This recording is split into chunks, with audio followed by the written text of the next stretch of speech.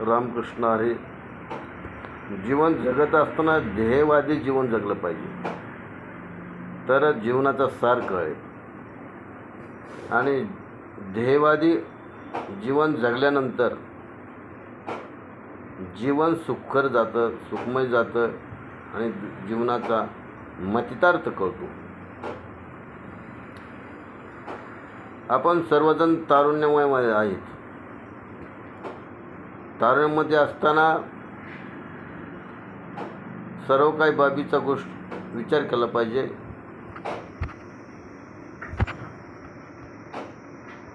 आणि विचार करत असताना की आपल्या जीवनाचा अर्थ काय आणि भोगवादी जीवन हे अधोपतीला नेणारं जीवन आहे आणि ध्येयवादी जीवन आहे ते प्रगतीला नेणार आहे. जीवनाचं उद्दिष्ट काय की पूर्वजन्मीचं जे संचित आहे ते संचित समाप्त करण्यासाठी नामचिंतन घेऊन आपलं ध्येय गाठायचं आहे. आणि ध्येय गाठत असताना जीवनाचा कारण परिस्थिती अशी आहे की एक दिवस जन्माला आणि दुसऱ्या दिवशी आपण इहलोक सोडून जाणारच आहे. आपण मायाजाळामध्ये अडकल्यामुळं जीवनाचा सार कळत नाही. कुठल्या तरी मोहपाशमध्ये अडकल्यामुळं शेवट मरेपर्यंत माणसाला तो मोहपाश सुटत नाही. अर्थात मोहपाश ही एक बंद बेडी आहे. काही जणाला मोहपाश म्हणजे पैसे कमवण्याचा मोहपाश आहे. काही जणाला विद्वत्ता कमवण्याचा मोहपाश आहे. तर काही जणाला की मला सर्वांनी मानलं पाहिजे याचा अहमपणाचा मोहपाश. आणि काही जणाला कोणी नाही मानलं तरी चालेल, कोणी मान नाही दिला तरी चालेल, परंतु आपल्याला जो जीवनाचा सार कळलेला आहे आणि तो सार दुसऱ्याला सांगण्यासाठी मनुष्य जीवन हे अनमोल आहे. आणि हे अनमोल जीवन भगवंताच्या कार्यामध्ये समर्पित ज्याने केलं ते वीर झाले भगवंताचे. आणि ज्यांना मोहपाशमध्ये अडकल्यानंतर त्यांना जीवनाचा सार कळला नाही ते यमाचे किंकर झाले.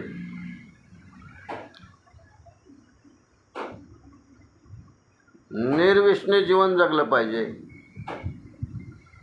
आणि सकाळी उठल्यानंतर आपली कारकीर्द चालू होते ते भगवंताच्या नामामध्ये कारकीर्द गोवणच चालू झाली पाहिजे, तर जीवनाचा खरा अर्थ कळू शकतो. ज्याने करून आपण समाजावर कितीपट उपकार करतो समाजात, आणि समाज ऑटोमॅटिक आपल्याला मानल्याशिवाय राहणार नाही. तुमच्याकडे विद्वत्ता भरपूर आहे, परंतु दुसऱ्याला कधी तुम्ही बोध करू शकत नाही. त्या विद्वत्तेला काही किंमत नाही. तुम्हाला भगवंती ज्ञान आहे, भगवंत कसाही तुम्हाला ओळखता आला आणि त्याप्रमाणे तुम्ही भगवंताच्या कार्यामध्ये समर्पित झाला. यदा कदाचित भगवंताला ते आवडणार नाही का? भगवान म्हणतात तू आला हे योग्य आहे, तुला नामाचा प्रसार करायचा आहे, तुला माझ्या नामाची महती सांगायची आहे, भजन कीर्तन करायचं आहे, त्या माध्यमातून तुला हे कार्य करायचं आहे. आणि जोपर्यंत तू हे कार्य करत नाही, जे माझे बालक आहेत ते त्यांना बंद बेडीमध्ये ते अडकले आहेत आणि ते मोहपाशमध्ये अडकलेले आहेत. त्यांना वैराग्याचे ज्ञान प्राप्त करून दे आणि त्यांना माझ्या नामचिंतनाकडे वळव. बरं, त्या ठिकाणी तुला नामाचे महत्त्व सांगावं लागेल, ज्ञानाचं महत्त्व सांगावं लागेल, महती पटवून द्यावं लागेल. त्यावेळेस ह्या शब्दावर कुठंतरी माणूस विचार करेल. जो निस्वार्थ भगवंताची सेवा करतो, तो निस्वार्थाने असणारा भगवंताची सेवा करत असताना ज्ञानाचा प्रसार करतो. भगवंत त्याचा सर्वस्व चालवतो.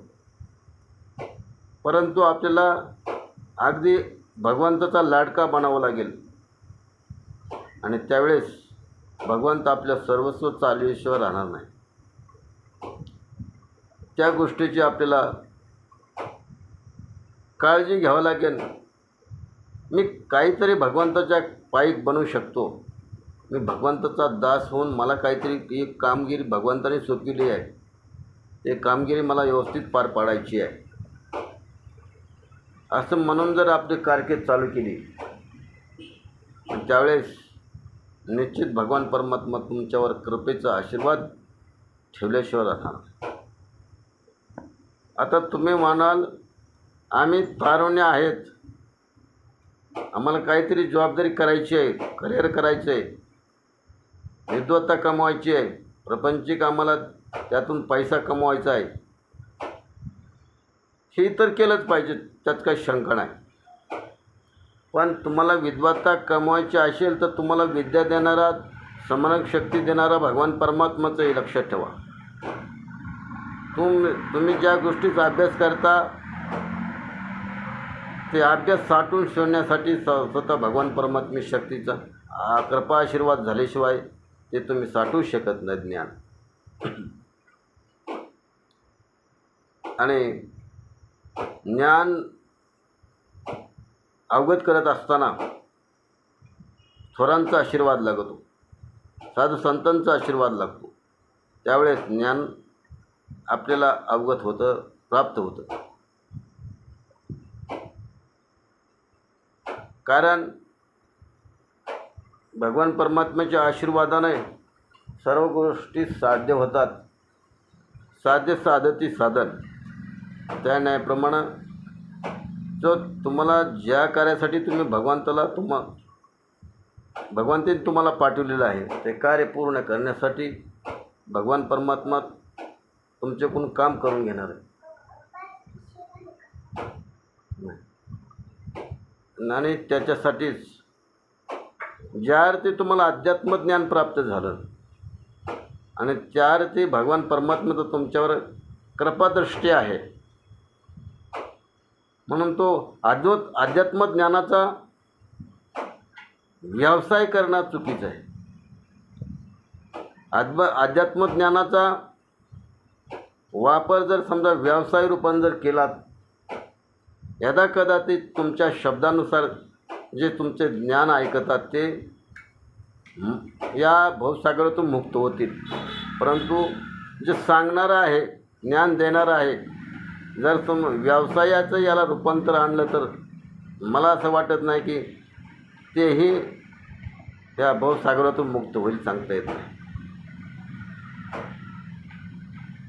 कारण की चक्क तुकाराम महाराज म्हणतात, ज्या ठिकाणी कथा कीर्तन चाललेलं आहे आणि त्या ठिकाणी जर समजा त्याची मोल जर केली ते पाप आहे, देते घेते नरक जाते. ह्याला एकच अवगत आहे. आजच्या या व्याख्यान मालिकेतून आपल्याला एकच शिकायचं आहे, भगवंताचं नामाचा प्रसार करत असताना, ज्ञानदान करत असताना त्या ठिकाणचं अन्नसुद्धा वर्ज्य आहे.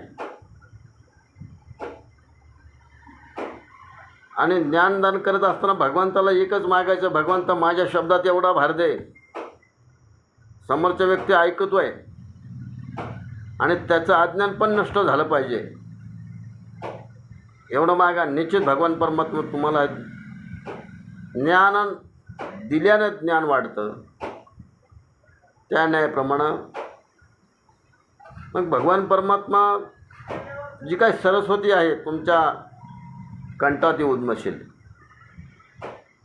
आणि तुमच्या शब्दानुसार अज्ञानातला अज्ञान माणूससुद्धा ऐकू शकेल.